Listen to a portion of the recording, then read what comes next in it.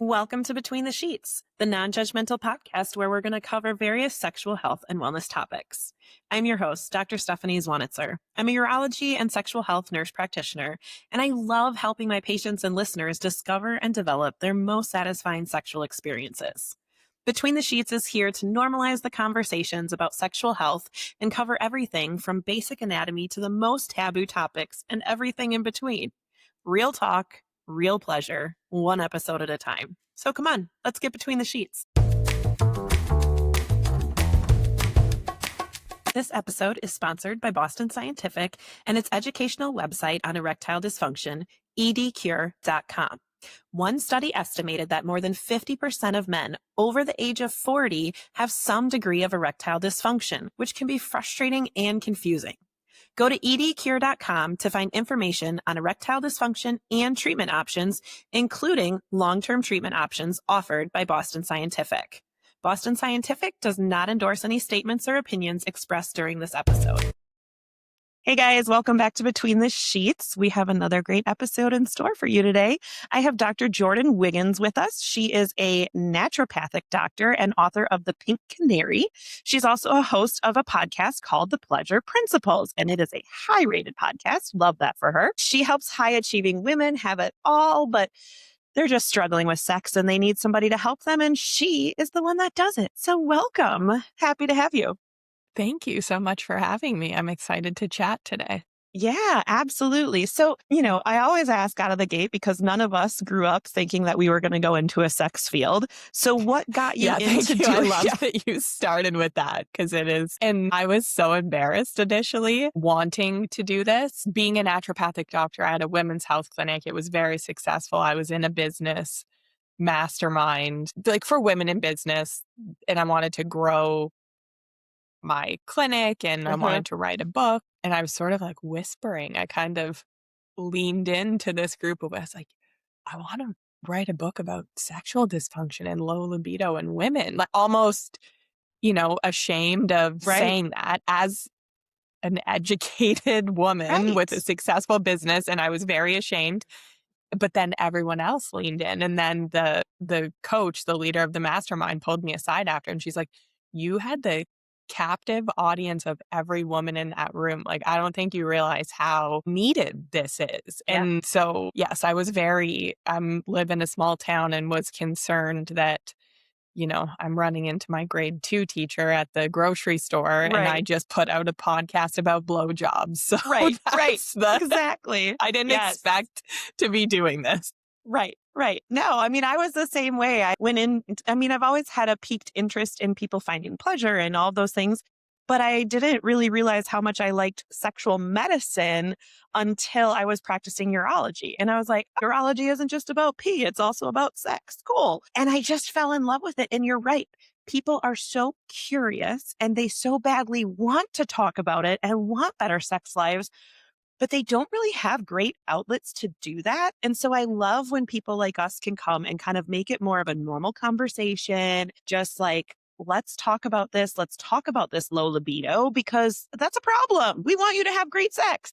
Yeah. And it's that's sort of the Pink Canary, my book. That's the point, is if we have low libido, low desire, which is very common and very normalized, but that's the canary in the coal mine for me with overall health and vitality and because we know that if we are stressed out, pumping out cortisol, we have hormone dysfunction. It's sort of this downward spiral. But if we are unwell and not optimally healthy, our body's prioritizing survival over reproduction and desire. So to me, the fact that I was having thousands of women sit at my desk and tell me, I don't know what's wrong with me. I don't want to have sex. I don't care if I ever have sex again. And they were telling me because they were concerned, because it was a concern for their partner, not because they were checked out. They didn't even care. So coming at it from that holistic kind of approach, it was, well, what's going on here? Why is there so many women suffering from sexual dysfunction? And research says it's 1 in 2 But Yeah. I personally think that 50% is very underreported. I agree. And yeah, that's kind of what started this whole journey into the sexual health exploration. Well, that and I had hormone issues myself when I Mm. started on birth control. I would get my period for 3 weeks every month. Oh my goodness. That's no fun Yeah. for anyone. Yeah. So I went on birth control at 19 and I bled 75% of the time for a year. And my Oh my doctor's God. solution was just, oh, just try this one, try a different, and then they made me Yeah, stay on each one for 3 months of or course. something until, so I had those hormone issues and I had not one, but two Bartholin cysts Mm. and surgery. Those are so painful. It was awful. One was when I was 8.5 months pregnant. Uh, Terrible. Yeah. That's So terrible. it And then you was. had to give birth? And Oh then I God. delivered Oh God. vaginally, yes. But I was determined to Yes. I was the naturopath in me. Right, I, right. I can't have a C-section. No, I also knew that it was a big possibility after that Yeah. procedure. So I had, at a young age, scar tissue, pelvic pain, pain with Mm. sex because of that surgery. Yeah. And I think because of some mental, emotional stuff from sexual abuse that I hadn't dealt with. Yeah. And if we look at it from the Chinese medicine perspective, like Mhm. stagnation, unprocessed emotion, like those cysts in my vagina Yep. made a lot of sense. Yeah. So that's kind of how I got here. Yeah. I really love when we can intertwine Eastern and Western medicine, right? Eastern medicine is not wrong. It's not bad. It's fabulous. Western medicine isn't all wrong. It isn't all bad. It's not fabulous. But there is a time and place for it. I mean, you needed to have that surgery to have your cyst removed, right? Like Exactly. sometimes people really And do I need birth did control. Like. exactly. I did the sitz baths and I did every natural thing Yeah. possible. And I Yeah. needed surgery and the surgeon was fabulous. So Hmm. it's, yeah, time and medical intervention, right? I Right. wanted to have a home birth in a tub, Yeah. and due to my platelets dropping and the surgery that I had just had weeks prior to delivering, my midwives were like, Jordin, this should be a hospital thing. And then Yeah. it's, so there is room for both. And I love using both and sort of Yeah. thinking with both sides of my brain. Yes, I agree. And the more I've learned about the natural methods, the Eastern medicine, the different things, and just stepping back from the way that I was taught medicine to look at the problem and fix the problem, that, okay, yeah, we need to fix the problem, but why is the problem there to begin with? And a lot of times in Western medicine, we don't go back that far. We just throw the blood pressure medicine at you, throw the thyroid medicine at you, whatever. We don't try and balance your hormones. We don't try and take away your toxins. We don't do any of that, which really matters. And the more I've learned that, it's been phenomenal in changing the way that I approach care of patients and allowing them to try both sides of things, the natural methods that can help increase libido, that can help get better erections, things like that. And then also, I'll throw you some Viagra or Cialis Yeah, if you need it. you need exactly. And it's I love because I started as a naturopath 12 years ago. Hmm. So 12 years ago, even getting a traditionally trained physician, surgeon to talk to you Hmm. was like impossible. Yeah. And I know there's different different trainings, different Hmm. standards, but I have 2 degrees, like same length of education, kind of Yeah. like hour for hour as a family doctor. I can prescribe certain medications, like because, and I think in some states, people can call themselves a naturopath or Yeah. some naturopathic doctor, but they Yeah. don't have Prescribing rights. Correct. or the same Yeah. education or whatever.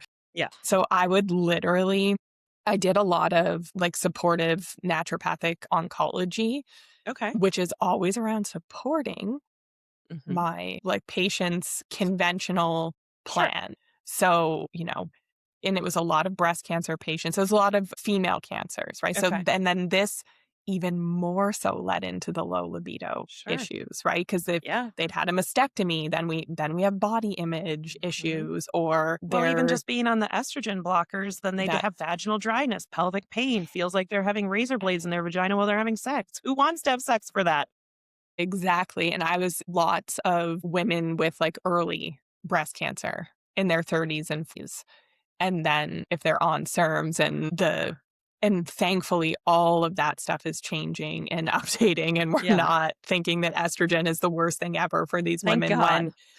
I know when it's when we look at quality of life and the years, Mhm. right? Like the years of them feeling like they had razor blades in their Yeah. vaginas. And if that starts at 42, like Right. it's a problem, right? It's a That is a problem for problem. them, their physical well-being, emotional well-being, their Mhm. relationships. So yeah, this is all kind of the layers that I was Yeah. dealing with. And initially, when I wrote The Pink Canary, I was still approaching it while it was a holistic approach Mhm. of looking at libido, because that's the thing. Even what we were taught in school was you look at things holistically, but it was still like algorithmic, sort of A Mhm. plus B equals like, okay, let's look at hormones, let's look at blood flow, let's look at nerves. Like we're looking at all the systems, and mindset was a big part. So women's relationship to pleasure, Yeah. their beliefs around feeling good, Mhm. because a lot of these women with sexual dysfunction, I found pleasure and feeling good was the last thing on their to-do list. Yeah. Everything else needed to get done first. So when Mhm. you have a never ending to do list and you have Yep. a job and kids and a partner and maybe Mhm. parents that you're caring for, Yeah. like there's too much. So Right. they're in survival. Pleasure centers are turned off. So they're like, don't touch me, get away from me. Right. It's not even on their radar. Yeah. So putting things in place from that perspective, self-care, self-pleasure, doing all these things, that's sort of what I thought was going Mhm. to change things and really move the needle. So I went into it thinking, if we can get adequate testing, adequate hormone prescribing for these women that, again, isn't necessarily algorithmic, and then deal with the mindset piece, Yeah. amazing. I am going to help women with their sexual dysfunction and everything's going to be great. And it was for thousands of women, Mhm. but there was this group that I couldn't help. And so now we're like fast forwarding over the last 5 years, and things would go well until they were stressed out or until their partner was disappointed in them, or like then they would go right back to square one. Mhm. So that's when I started looking into super traits. Okay. Sandra Brown did this research initially. I've modified it for the group of women that I work with, Mhm. created a quiz. So if anyone wants to take it, I'll give you the link for it, because it's the Okay. most eye-opening thing ever for if you have super traits. Okay. Super traits are these survival strategies that we learned as kids, probably, Mhm. and they make us very successful, very high achieving in certain areas of our life. Okay. But when it comes to sex, intimacy, connected relationships, it makes it a bit of a struggle. So I'll explain. But this was where I learned that I can't even look at the woman with low libido holistically. I have to look at the system or the environment that created Mm. the relationship dynamic that she's Yeah. in. So super traits are like being very empathetic. So we can feel so deeply for other people Yeah. that their pain becomes more important than our pain. And this Yeah. is across the board. So this can be our our kid is struggling to tie their shoe. So it's just so we just do it Mhm. for them because it's Mhm. easier. Or we want to ask our partner for something, help with something. Can you drive the kids here? Or, Mhm. you need more help around the house. But he's had a really long day or a really hard week at work. So I'm just going to do this myself. Yeah. So it's empathy, like really high empathy, hard work. So Mhm. as soon as anything goes wrong, our instinct is fix. Yeah. I'm going to fix this. I'm going Yeah. to I'm going to make this better for everyone. And we do it in career as Uh-huh. well. So we're very good at our jobs, getting a lot of promotions, Yeah. doing things really well, but it's always at the expense of ourselves. And Yeah. so it's also loyalty, forgiveness, and tolerance. Okay. So when you have these set of traits, it really makes great sex and connected relationships almost impossible Mm. until we work on healing those super traits.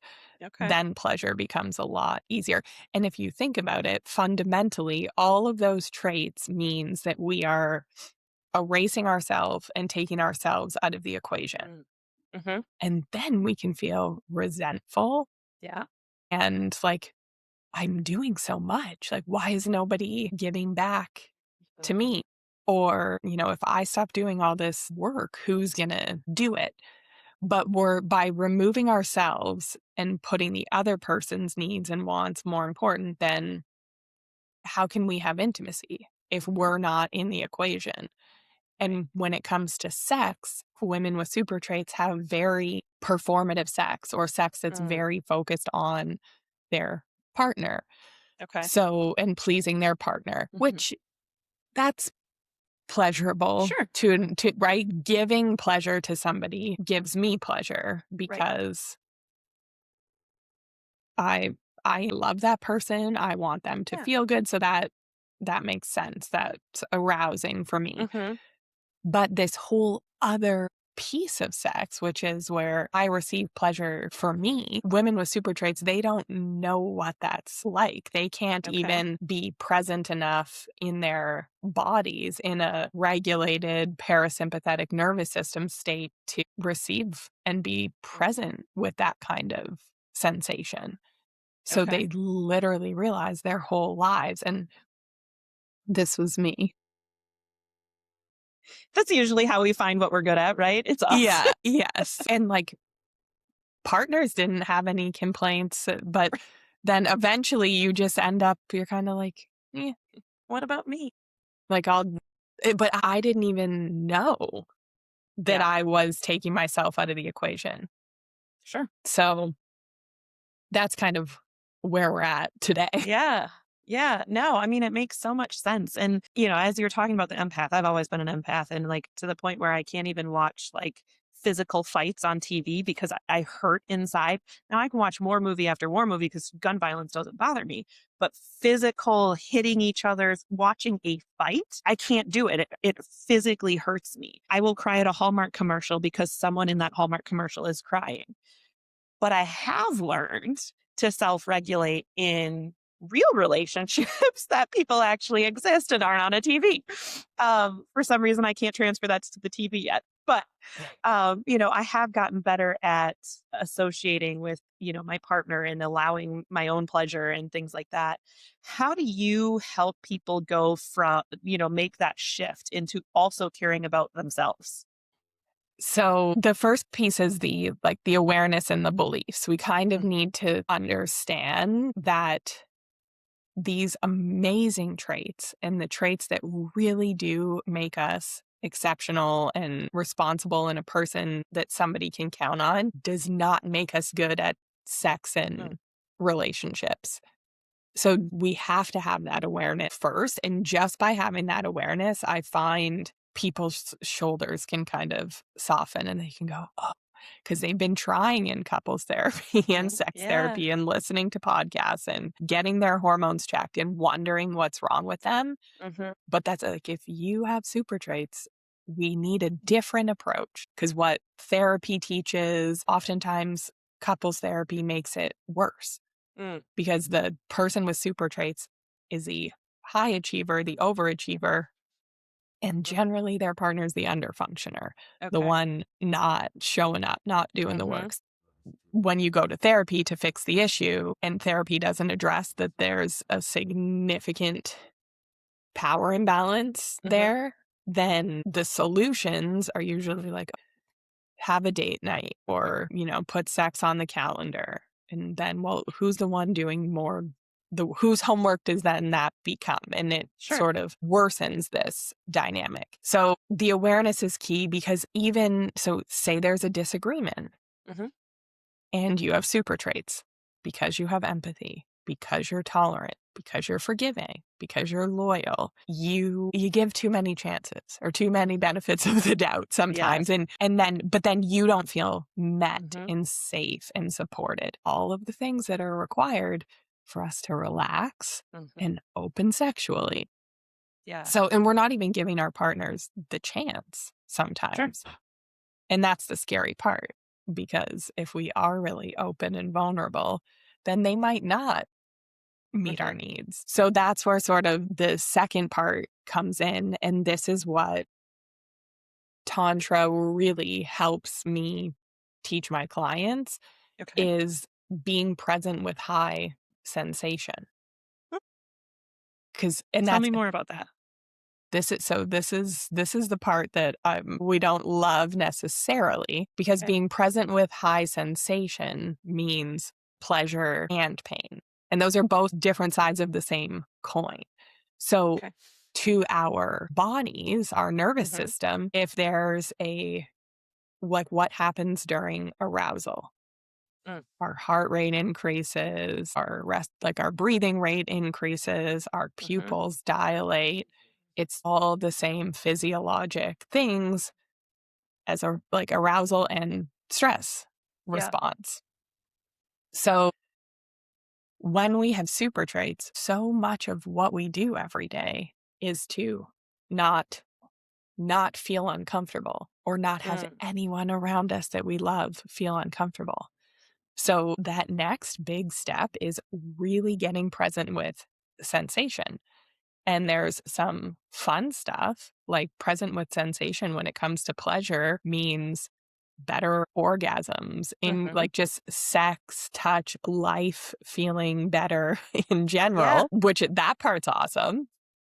And then, but it also means being present with sensation. And that's, being okay that somebody's uncomfortable that you said Mm-hmm. no, or Yeah. that doesn't work for me, or you vulnerably making an ask of your partner and Mm-hmm. you're not asking for crumbs or like, you're not shrinking the ask because you don't think he can do the big thing, but Right.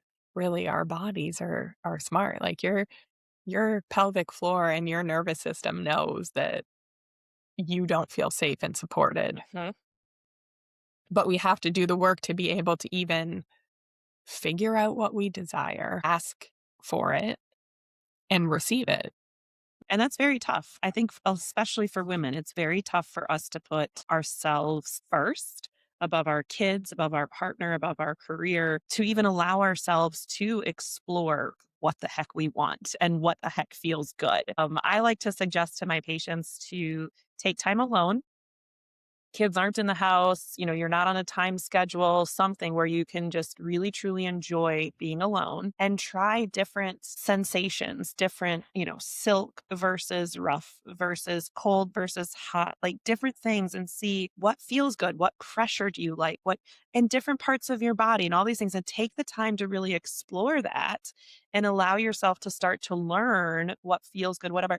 When you're in one of those safe environments, you're able to deep breathe, you're able to unclench and release your pelvic floor, right? All of these things where you can just really focus on yourself and give yourself permission to explore your pleasure, whether that's 5 minutes or an hour. And we probably need an hour Yeah. if we have super traits, because Yes. just to even drop in and land in our bodies and really feel the sensation, get into that parasympathetic nervous system state and have those centers in our brain um, Yeah.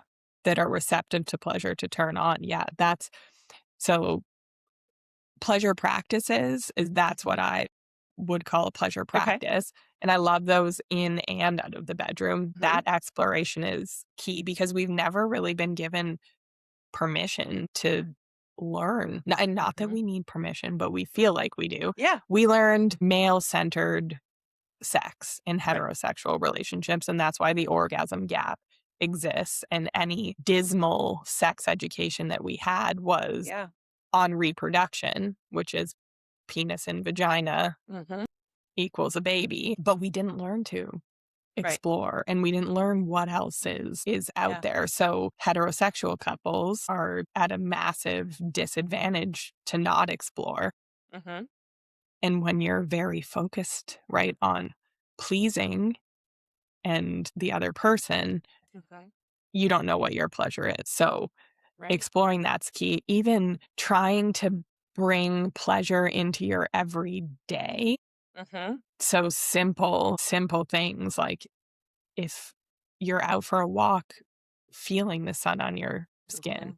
looking at the leaves on a tree, when you're showering, actually taking time to smell the shampoo, Mhm. feel yourself, right? Like massage your shampoo in while, Mhm. you know, when you're at the hairdresser and it feels so good. So good. And then, Oh god. and then when we're showering, we're just, Yeah. rushing through the steps to, Right. but it can really be the daily things you do, drinking Mhm. your coffee. Like you can bring Yeah. pleasure into everything that you do and Mhm. start making that a habit. Yeah. And these are the harder ones. And the harder ones for women with super traits is like centering your pleasure, Mm. Yeah. which means not anyone else's. And we'll give Mhm. some examples of that. So making a dinner that you want to make Mhm. and not giving a shit who complains about it. Yes. That Because was the first thing that popped into my mind when you said that. I was like, I am going to say what I want for dinner and I'm going to mean it and we're going to do that. exactly. And that's so, and I saw that, right? So there's like the clinical side of what I do, and then there's the coaching side. Mhm. And I'll have women with super traits and they are so burnt out and Mhm. then they have a health issue. So, maybe it is IBS or an autoimmune disease. And lots of women with autoimmune diseases Mhm. have super traits. I've been testing that now Interesting. with my patients. Like, Okay. here, can you take this quiz and just see Yeah. how high you rank on this? That's interesting. I'm trying to figure out what that correlation would be. Do you think it's because we're so unregulated while we're trying to please everybody and take care of everybody else that our body just goes into this Yeah, we live terrible in state? fight or flight. Yeah. We That's live so with a interesting. dysregulated nervous system and the inflammatory cascades Mhm. and the cortisol dysfunction and hormone Yeah. imbalances. And that's Which why I is think, not something traditional medicine looks at. right. And that's why I think women are way more likely, I can't remember what the stat is, but to get diagnosed with an Yeah. autoimmune disease than men. Yeah, significantly higher than men. Yeah. Yeah. Yeah. And men are taught to center themselves and their pleasure and their needs. And this is just like patriarchal culture. Yeah. So if they haven't done any work around that's what's so funny is I'm getting more men listening to my podcast and reaching out and they're Yeah. like, okay, well, wait a second. Like, how do I, what can I do to help? Like Yeah. they want to change it, Sure. which is awesome. And generally it's just like a 2-hour session where I unload on them of the ways that they just inherently Yeah. are taught to center themselves. And we are inherently taught to center men Yeah. and please men and make sure they have all their needs Mhm. met. And yeah, it's a recipe to destroy intimacy. And then when we Absolutely. learn to center pleasure as a unit, Mhm. then the sex gets really good and everything Mhm. gets really good because Right. it's this mutual give and take. So Yes. back to our pleasure centered practices. Mhm. And my point was, so a woman would have an issue and eating a modified diet would Mhm. would benefit her. So say Mhm. if she has an autoimmune disease and taking gluten out of her diet, which I'm not recommending, like, I do think that this is way overdone a lot. Yeah. But I have certain patients that their joint pain will completely go away Hmm. if they avoid gluten. And for some patients, it makes no Yep. difference. So this is individualized. Yes. But for that patient, her day-to-day life is so much better. Mm-hmm. And then she's not needing NSAIDs, and then like it's Mm-hmm. better for her. Yeah. But then it becomes, my goodness, but it's so much work because now I'm making 3 meals Yeah. and we think we have to. Yeah. And then that's when I define overfunctioning as you are doing something that someone else could do themselves. Mm-hmm. So I'm like, okay, so are your children's, like, are they bedridden? Are they ill? Like, can they not help Yeah. and contribute? Right. Right. So we just think it's our job. We think it's our role. It's been Mm-hmm. conditioned into us. Um, but having the tools, the tools as in the ability to decide what you want for dinner, what would make you really happy, what to communicate that and to actually like follow through and receive it is life changing. And then you feel safe and your body feels like you're going to take care of it and protect it. And Yeah.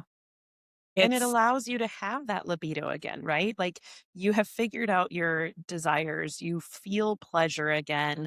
Hopefully, we've gotten the razor blades out of the vagina with some creams and some yeah, hormones we and things like that, need, right? Like yes, like we that. got to make you Yes. actually have comfortable sex. But, I think a lot of times that low libido can with and how and all of these things that who wants to have sex when it's not good? Who wants to have Yeah. sex when it's only about your partner? Nobody. So if we can get the physical feeling better having sex done, then this emotional regulation that you're talking about and feeling this safety and feeling pleasure throughout our day. One of my favorite things is taking my sip of coffee and truly enjoying it instead of just drinking it because I honestly don't really even care about the caffeine in my coffee. I genuinely love drinking my warm cup of coffee with my creamer in the morning. It brings me pleasure. But I had to actually like sit down and figure that out, right? And I have to take that moment every morning, not just going through the motions of this is just what I do and I don't think about it, but actually stopping when I take that first sip of coffee and being like, oh yeah, this is good. I love this. I think once we kind of start to figure all of those things out, the desire to have more of it, AKA libido for sex, becomes stronger. You want to do it more because now it feels good. It's fun. That connection with your partner is there more often, all of that. So, some of the libido we have to fix with hormones and things like that, but some of it just comes from figuring out how to have good sex. Exactly. Yeah. Yeah. Yeah. I couldn't agree more. And going through that process, but it means we're going to disappoint people, Uh-huh. right? And Yeah. so it's Which the is so same tough. asking or saying, this is what I want for dinner Hmm. tonight, or we're going to watch a show that I want to watch. Because Yeah. when do we ever watch shows that we want to watch Right. in a household? Right. Right.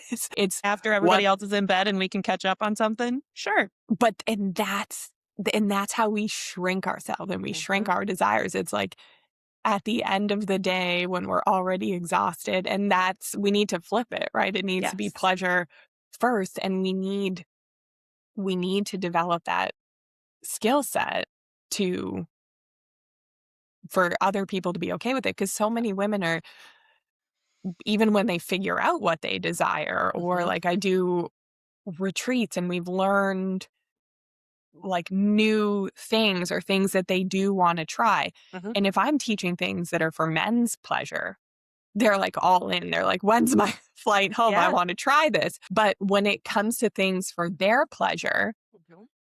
they're like, I can see their eyes light up. They're excited during the workshop. They're thinking about, okay, this, like, I want to go home and explore this, but like, how do I ask or how do I Mhm. tell because again, we're centering him Right. and his feelings, and I don't want to hurt him or his ego.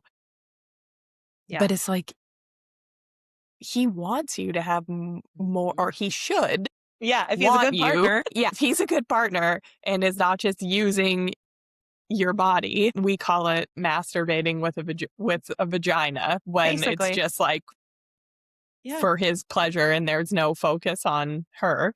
absolutely. Well, and then sometimes men are shocked to learn that they are terrible at sex, Yeah. because she's been faking it Right. because she has empathy and doesn't want to hurt Mhm. him and all of those things. But that's not sex that she's going to desire to have. Right. That's not Right. sex that it's going to be like, oh, I can't wait until work is done, Yeah. or until we're alone next. Like Right. she that's she's going through the motions just to get it done, Exactly. essentially. Yes, and we don't want that. I tell women all the time, do not fake it because you're reinforcing what you don't like. Yeah, exactly. So developing that tolerance to Mhm. feel is and to be present with high sensation, Yeah. that is so important. And we're training that muscle, whether we think about it or not, by enjoying the coffee, Mhm. by having that hour to explore what kind of touch you like. And none of those things were ever the problem. But the problem for women with super traits is when it becomes asking for it and Yeah. receiving it, like when we're really putting it into action, because we're so quick to default to fixing, default to Right. making everyone else comfortable, that kind of thing. So Yeah. by training our nervous systems to be present with sensation. And a lot of times that means letting people's be their feelings and their discomfort is their responsibility, Mhm. especially when we've been over functioning so much Yeah. in accepting crumbs and putting our pleasure last on the to-do list. Like, Right. so if we're going to all of a sudden take up space and start requiring more from those Mhm. around us, there's going to be some turbulence in there. Right. So how do you kind of help women navigate that conversation? They've spent this time working on themselves. They're like, okay, I really want to try this, or I really don't want him doing that anymore, or whatever. I feel it. I know it. This is what I want. Now I got to go have that conversation. We're practicing it in our Okay. groups, and it's meditation, breath Hmm. work, like, because literally to deal with that level of sensation when you have Hmm. super traits and you feel like you're going to disappoint someone, it Hmm. feels like you're going to die, or it did for Yeah. me and for most of Yeah. my clients. Like, I I can't tell my kids to make their own dinner. I can't tell my husband he's never made me orgasm.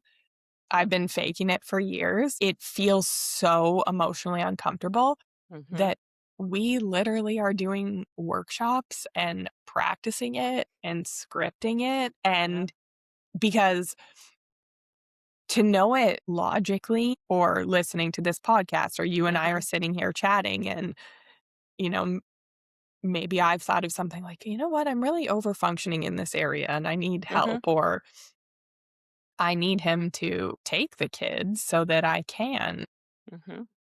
have that time to explore and not be interrupted. Yeah. But then, maybe there's some grumbling or what, I don't know. But again, when Hmm. we've practiced, and I just find being witnessed in community of women, witnessed in Hmm. that safe space, then it's more actionable. And because we're sort of in fight or flight, we're sort of in Hmm. that activated state when we're uncomfortable, Hmm. where, it's not our cortex, our frontal lobe doing the thinking at that point. It's Right. our brainstem, where we are more reactive. Hmm. So it's honestly like doing drills or training a muscle. So doing that together makes it a lot easier to do it when you're activated. Sure. And, how do we don't even learn how to fight or argue or what to do. No. And though we don't learn any of these repair skills, like none Hmm. of it. And it's often when we are triggered. So Yeah. Yeah, I'm a huge proponent of sending people to therapy, doing self-help things, different conferences, whatever it might be, because you're right, we weren't taught these things. We were taught math and social studies and stuff, but we weren't taught relationships and how to improve them or correct them or whatever. And it's very scary when you don't know how to do it. And learning those tools of safe communication and working through your own issues first so that you're ready to, and practicing and having somebody ask you crazy questions or confront you, so that you are prepared for whatever might come with your partner, I think is so invaluable. Yeah, because we stop. We Hmm. have the desire, we think about it, and I can see, like, my client wants whatever it is. It Hmm. lights her up. And instead of even inviting the people around her into that reality, she's Hmm. already like, "Oh, I Hmm. can't." Like, she even before, because 'cause she's got this Yeah. story of, "Well, he's gonna say this." Right. And even a lot of times she is right. Yeah. Like, that's the thing Yeah. about super traits is, like, she's probably right that he will, but how in it I don't know. I don't wanna call it a game, but it's a fun game. It's like verbal self-defense, and Yeah. how do we move through that? And if it's we haven't been taught healthy ways to do it, so Right. I Right. do a ton of those workshops Yeah. because we need that practice in real time. And then we've already role played it. We've already, and Hmm. sometimes I'm even doing it with private clients. So she says her part, I say what she thinks he's going to say, and Hmm. we go through it. Hmm. And even learning those scripts, they're kind of like patriarchal roles that Yeah. exist, and there's 4 things of, like, usually ways that these conversations can go. So once she Hmm. sees those, once she's practiced those, she's like, Yeah. she's ready. She's ready. That's amazing. I love that. And I love, your approach to everything and really getting to the root of it and allowing women to really rise to the occasion and learn themselves and learn these communication tools. How can people find you? How can they work with you? I My podcast, the Pleasure Principles podcast, is a great place to keep learning more. I'm on Instagram at Dr. Jordin Wiggins, and I highly recommend taking that super trait quiz if you think you Yeah. have them. There's trainings that I'll send to you after, and you'll have my contact if you take that quiz. Perfect.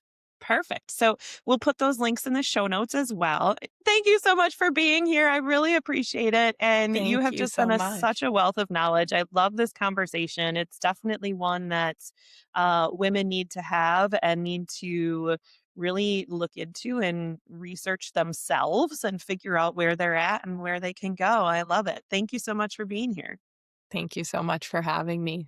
Absolutely. All right, everybody. Don't forget to check us out at reviveish.com for all your hormone and sexual health needs where you can work with me. And as always, have fun between the sheets. Thank you for joining us and exploring sexual health topics here on Between the Sheets. New episodes are available every Wednesday.